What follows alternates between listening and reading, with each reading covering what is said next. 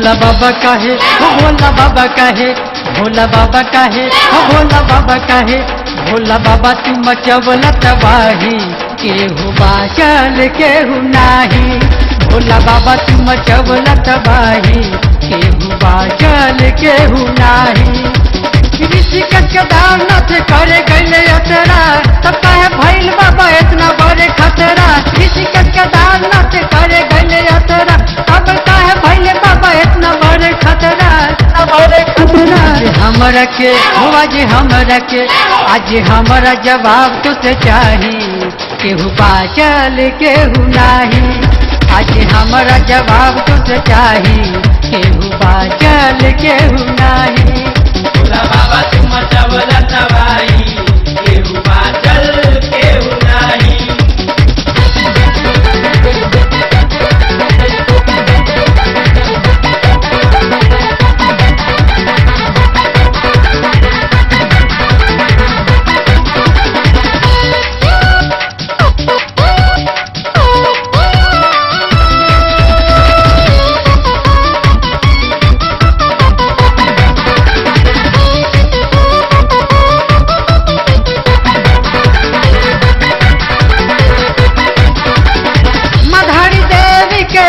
हटावल गई ओकरे कुछ देर बाद में, मैया नाराज भइली सब कुछ नाश कैली एकाएक ही साथ में।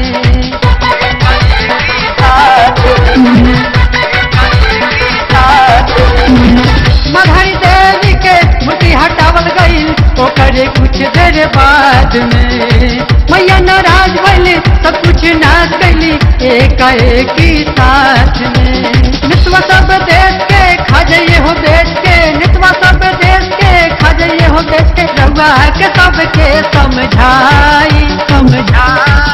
भोला बाबा काहे, भोला बाबा काहे, भोला बाबा तू मचवला तबाही, केहू बाचल केहू नाही।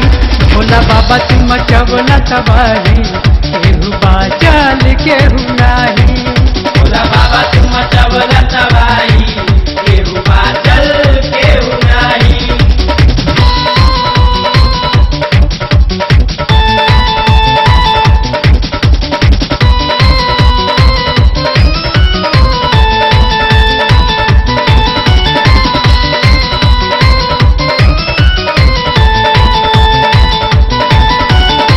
पूछत राजतावन अपू कन्हैया, शुभम संगे दुनिया हो। न बचल नार केहू, न बचल नारी, नाही ऋषि मुनिया हो।